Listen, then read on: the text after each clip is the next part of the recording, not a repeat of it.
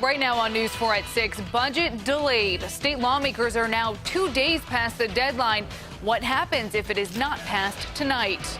A young woman gets shot and injured after an overcrowded party gets out of hand here in Orchard Park. Next on News 4, why police say the owners of this building could now be facing charges. And the Erie County Democratic Chair is calling on the Erie County Sheriff to resign tonight after attending yesterday's rally. We'll have the details coming up. Live in high definition, this is Western New York's news leader. Now, News 4 at 6. I will say that talking to our officers, chaotic would be the phrase I would use. Everybody's trying to get out and we're trying to get in to see what we can do to help stabilize the scene. Chaotic moments after a shooting overnight at a crowded sports complex in Orchard Park. Good evening, everyone. Orchard Park police say a 21-year-old New York City woman was shot. Police say there were hundreds of people at an event inside the building where it happened. Now, they want to know who's responsible. News 4's Marissa Perlman is following this developing story. She has the latest details from Orchard Park. The Orchard Park police chief describes what happened here early this morning as complete chaos. He says more than 500 people tried to leave this parking lot all at the same time. Now he says this is just the beginning of their investigation. When everybody's fleeing a sinking ship, if you would, it's rather hard. Immediately after shots were fired inside a party at the Frank Young complex early Sunday morning, police say everyone fled the scene. There were literally hundreds of people exiting and fleeing that area. There were cars parked not only at that business, but at businesses north and west of that. In fact, people left so fast. A minor car accident happened at the business next door. The only victim, a 21-year-old New York City woman who was shot in the leg. She was treated at ECMC and released. Facebook video taken from inside the party shows the crowded venue before gunshots rang out. A flyer advertising the event claims the venue can hold more than 800 people, but legally the complex can only hold about 300. Police were made aware of the event Thursday evening, and they actually met with the business owner before the party kicked off. That was Friday during the day. So, and he assured us there would be no problems. Over the phone, owner Frank Young tells News 4 there was security outside the venue. He says someone must have snuck in alcohol and the gun, even though every person was patted down. He says he followed every safety precaution.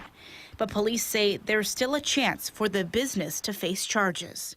That's something we're going to consult with the State Liquor Authority tomorrow. That has potential to be investigated and expanded upon. The police department says they will now turn to social media to help with their investigation. If you've seen anything online or know anything about what happened here, call the Orchard Park Police Department. Reporting in Orchard Park, Marissa Perlman, News 4. All right, thank you, Marissa. In Jamestown, a 39-year-old man and his dog were killed in an early morning fire. It happened just after 1 this morning on Myrtle Street. These photos of the fire were provided to News 4 by Ryan Hedrick and Western New York News.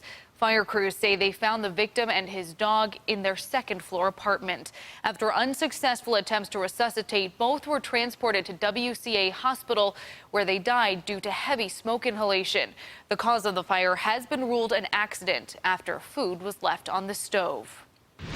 Meanwhile, there is now a reward for information about a string of arson cases in Jamestown. Jamestown police are still trying to find the person responsible for setting 11 fires throughout the city since January.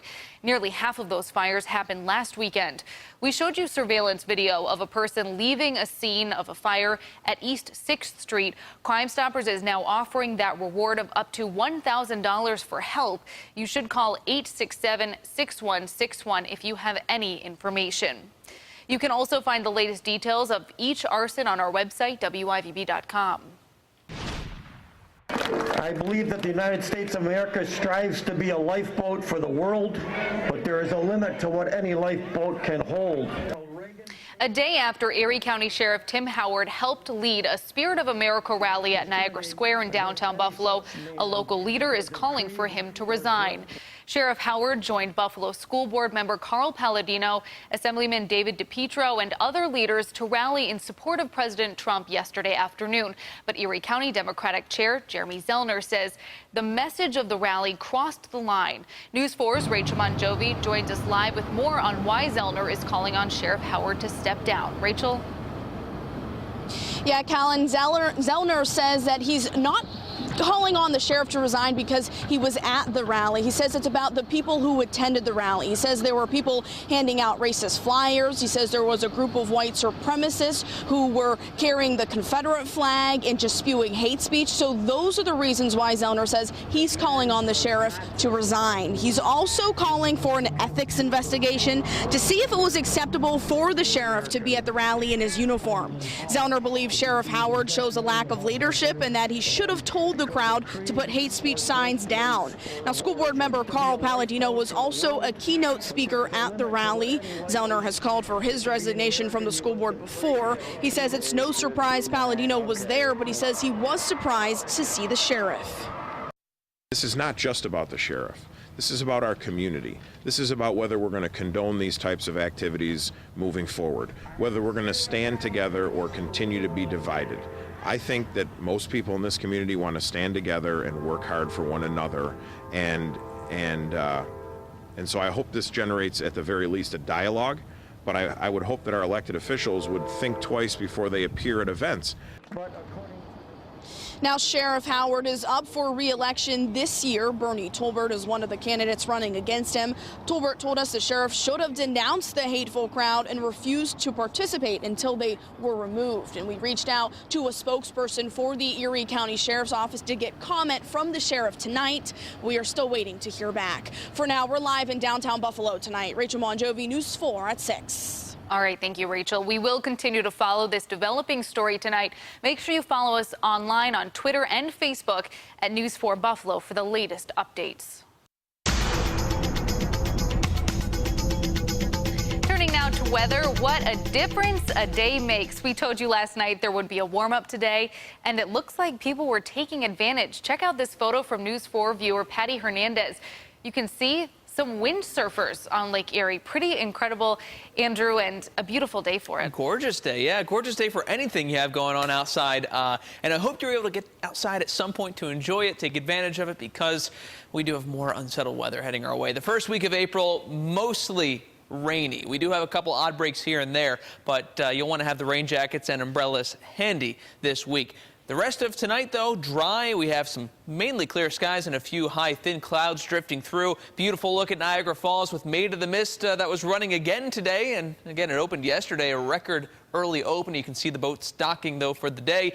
But pack off to the west. See those showers across northern Illinois and Wisconsin. Those are the outer edges of our next developing storm heading our direction. Still a ways to go before it arrives here, so we still have dry time over the next 20 to 24 hours. Temperatures outside 46, cooling off around the metro, 51 up toward the falls, some mid-50s east of the city and across the southern tier. So a nice mild day compared to where we were at yesterday. The rest of this evening, not too bad, not quite as chilly as last night. We're mainly looking at low 40s, maybe some upper 30s. That's where we start things off tomorrow morning. Now, we do have a warm-up in store for Monday, even warmer than today. We're talking mid-60s before rain arrives. Tonight, clouds increase with maybe a spotty overnight sprinkle, but generally dry, calm, and pleasant. Not anticipating any problems from a weather standpoint for that Monday morning commute. But coming up in my full 4-1 forecast, we'll take a look at the models and time out the rain, let you know when you need the umbrellas. All right, thanks, Andrew.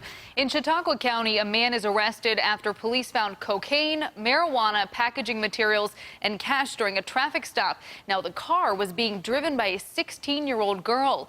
The sheriff's office says the car 40-year-old James Thayer was riding in had a suspended registration. When deputies stopped the car, they found the drugs in his possession. He faces several charges, including criminal possession of a controlled substance. He's in county jail tonight without bail. Volunteer firefighters from across Western New York continue to ask state lawmakers for more health benefits. They want expanded cancer coverage. This was addressed at an outreach meeting today. The Firemen's Association of the state of New York held an event today to educate members and elected officials about laws they hope to see passed. One of the most important, they say, is the expansion of the volunteer firefighters benefits law to add coverage for a number of cancers, including breast, prostate, melanoma, and lymphoma. Legislative Committee Chair Robin Schott says paid firefighters already have the coverage, and more firefighters are getting cancer. We're educating, and hopefully the numbers are going to start to go down, but we do have an incidence of cancer, and we do need to protect those people that are currently coming down with cancers. It's critical to the volunteer firefighters that we do that. Local municipalities pick up the cost of coverage under the current benefits law. This expansion would allow them to opt out of providing the additional cancer coverage. The bill has passed the Senate and is being held up in the Assembly right now. The New York State budget is now 2 days late as lawmakers and Governor Andrew Cuomo struggle to find common ground. The Assembly and Senate plan to work late tonight in hopes of striking a deal. If they fail to, Governor Cuomo has vowed to introduce legislation to extend the current budget. Lawmakers who reject the current budget say that could force a government shutdown.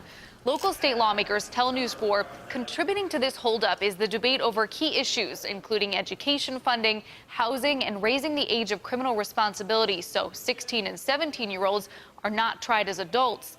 Local State Senator Tim Kennedy released a statement today saying, in part, quote, New Yorkers deserve an apology. The state legislature often earns a reputation of being dysfunctional, and the past few days only emphasized that truth. Kennedy goes on to say, quote, the lack of transparency in this process truly shows its flaws. Disappointed, but not discouraged, my Democratic colleagues will continue to wait because New Yorkers deserve better, and we hold out hope that we will deliver it.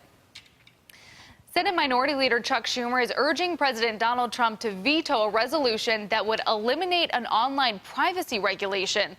The move would allow internet providers to sell personal information about their customers' browsing habits. Schumer and 46 other Senate Democrats have written a letter to President Trump asking him not to go through with the plan. Schumer says if Trump signs the resolution, consumers will, quote, be stripped of critical privacy protections in a New York minute. Still on the way at 6, lending a helping hand to moms in need. The community baby shower you can take advantage of this week. And take me out to the ball game. The Bisons return to action this week for their home opener. Find out which Buffalo celebrity is throwing out the first pitch.